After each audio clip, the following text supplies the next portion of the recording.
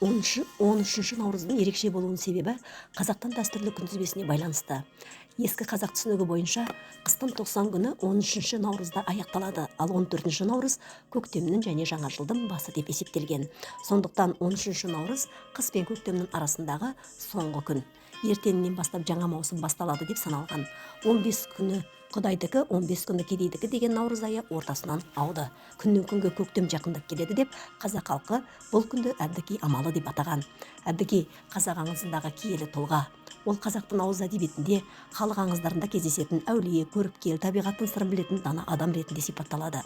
Ол көбіне су, бұлақ, табиғат құбылыстарымен байланысты айтылады. Әсіресе тұрғындар арасында әбдікидің суы, әбдіки бұлағы деген атаулар кездеседі. Аңыздарда ол адамдарды шипалы су көрсетіп, құрғақ далада бұлақ шығарып берген деп айтыладымыз. Сол себепті көптеген жерлерде киелі су көздері әбдіки атымен байланыстырылатыны осыдан. Торғай су ішсе күн жылы болады деген сөздің мәні де осыдан болар. Торғай далада ең көп кездесетін өте сақ әрі сезімтал құс. Ол қатты суықта немесе мұздай суда көп бөгелмейді.